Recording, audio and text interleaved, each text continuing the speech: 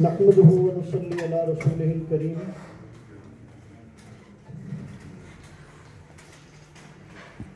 اجالے بانٹتا ہوں، روشنی تقسیم کرتا ہوں، اجالے بانٹتا ہوں، روشنی تقسیم کرتا ہوں، پراگندہ سماجوں کی نئی تنظیم کرتا ہوں، اور جو ہے جھوٹا اسے سچا کبھی میں کہہ نہیں سکتا، جو ہے جھوٹا اسے سچا کبھی میں کہہ نہیں سکتا، اگر یہ جرم ہے صاحب تو میں تسلیم کرتا ہوں، تو کوئی مظلوم ترسے کیوں یہاں انصاف کی خاطر، کوئی مظلوم ترسے کیوں یہاں انصاف کی خاطر، میں فرسودہ تمدن میں سنو ترمیم کرتا ہوں۔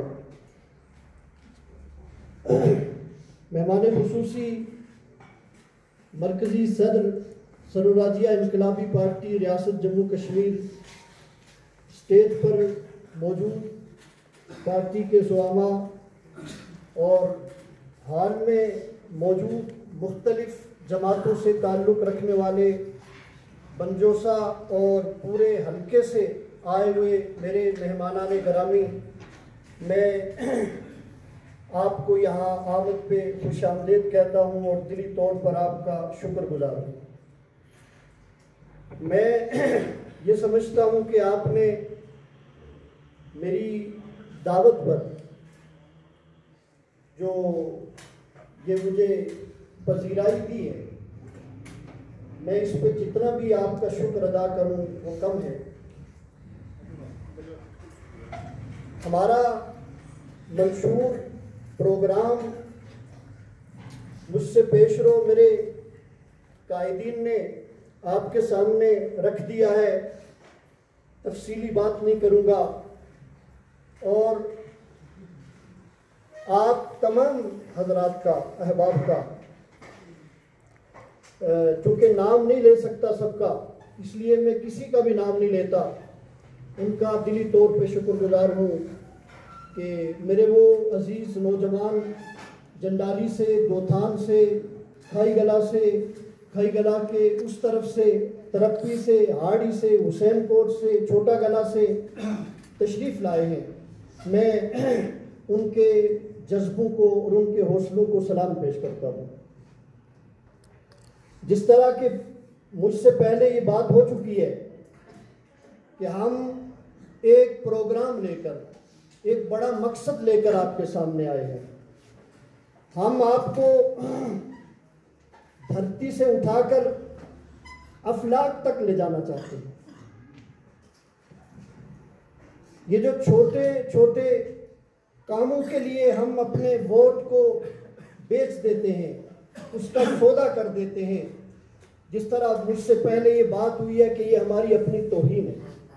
ہم یہ چاہتے ہیں کہ ہمارا عام آدمی عزت کی زندگی گزارے، ہم نے کسی کا کچھ نہیں کھایا ہوا، ہمارا عام آدمی عزت کی زندگی گزارے۔ ہاں، عام آدمی کو پلیٹ فارم نہ ملے تو اس کے لیے مشکل ہوتی ہے کہ وہ ایک صاحب زر اور صاحب سرمایہ کا مقابلہ کیسے کرے، وہ کسی ظاہری اعتبار سے کوئی بڑا نام اس کے سامنے آئے تو وہ اس کا مقابلہ کیسے کرے۔ اس لیے سروراجیہ انقلابی پارٹی نے اپنا پلیٹ فارم عوام کے لیے وقف کر دیا ہے، آپ کے لیے وقف کر دیا ہے۔ ہمیں یہ قطعاً کوئی ضرورت نہیں کہ ہم آج ہی اپنی پارٹی کے ممبران کی لسٹ بنانا شروع کر دیں اور آپ کو مجبور کریں کہ آپ ہماری پارٹی کے ممبر بنیں۔ نہیں، یہ ہنگامی دور ہے، یہ ہنگامی دور ہے۔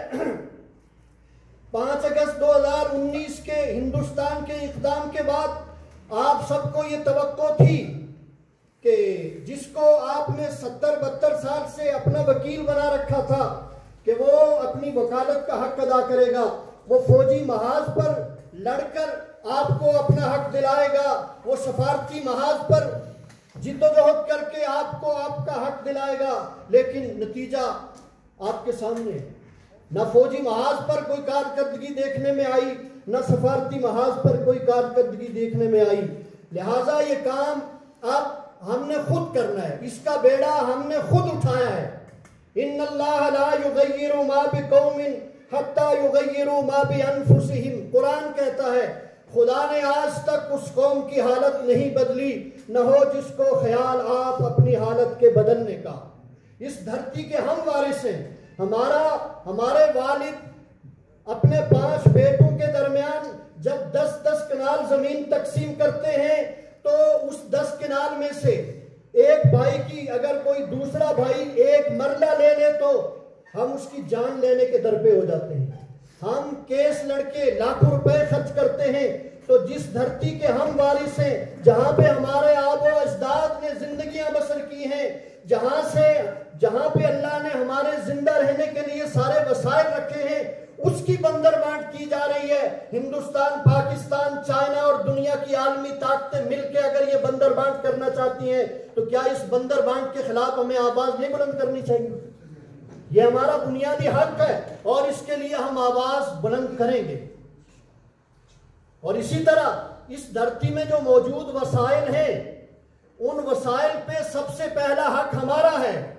صرف بجلی کی مد میں یہ جو بجلی کے منصوبے پہلے سے تیار ہیں اور جو تیار ہو رہے ہیں، ان کی تکمیل کے بعد 5000 میگا واٹ بجلی پیدا ہوگی آپ کی اس چھوٹی سے اس خطے میں، نیلم اور جیلم کے ان 2 دریاؤں سے۔ اور آپ کے سال کا ایک بجٹ کتنا ہے؟ وہ 1.5 کھرب روپے ہے۔ 20-21 کھرب آپ کا کہاں جاتا ہے؟ یہ ہمارے نوجوان جو گلف میں اور یورپ میں اپنی محنت بیچتے ہیں، مزدوری کرتے ہیں، وہاں سے آنے والا پیسہ، اس کا زر مبادلہ اربوں میں 40 ارب سے زیادہ ہے، وہ کہاں جاتا ہے؟ کوئی ہے پوچھنے والا؟ یہ جو مظفر آباد میں بیٹھی ہوئی ہماری لیڈرشپ ہے، قیادت ہے، اس نے کبھی اس حوالے سے آپ کو کوئی انفارمیشن دی ہے، کوئی معلومات دی ہے، کوئی فیصلہ اس حوالے سے کیا ہے؟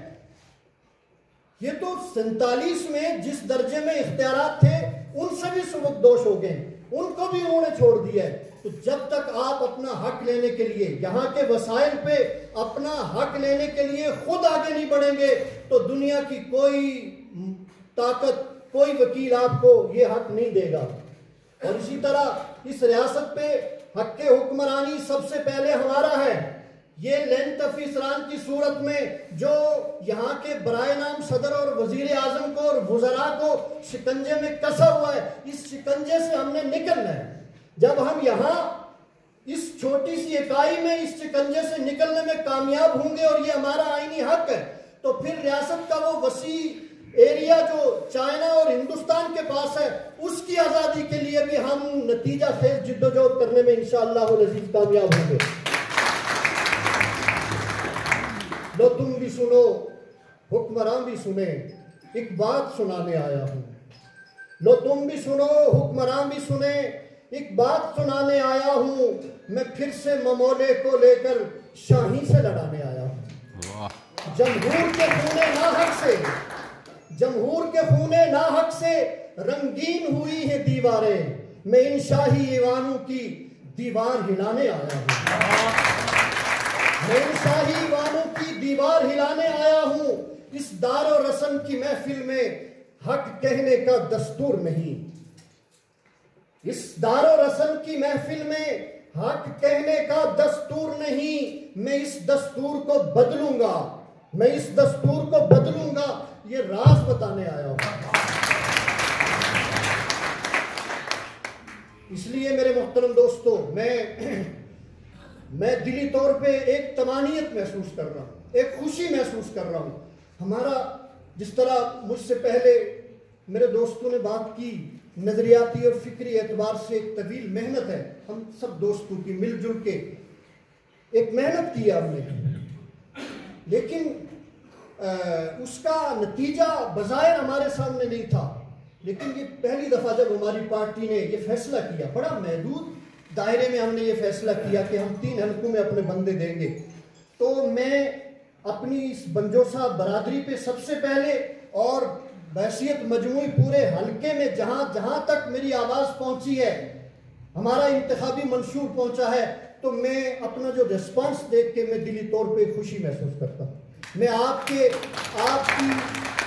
اس حوصلے کو، آپ کے اس جذبے کو سلام پیش کرتا ہوں، اور یہی آپ کا جذبہ، یہی حوصلہ، جب ووٹ کی صورت میں، ووٹ چونکہ ایک طاقت ہے، ووٹ کی صورت میں یہ طاقت آپ ہمیں دیں گے تو انشاءاللہ العزیز آپ ریاست جموں کشمیر کا یہ کیس اور اپنے حقوق کا یہ کیس ہم اسمبلی میں بھی بیٹھ کے باوقار طریقے سے جرات مندی سے لڑیں گے، اور اگر آپ ہمیں اس قابل نہیں سمجھتے کہ ہم اسمبلی میں جائیں تو ہم انشاءاللہ العزیز اپنے اس سفر کو پھر بھی جاری رکھیں گے، اپنے اس سفر کو پھر بھی جاری رکھیں گے۔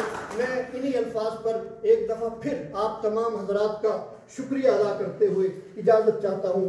وآخر دعوانا الحمدللہ رب العالمین۔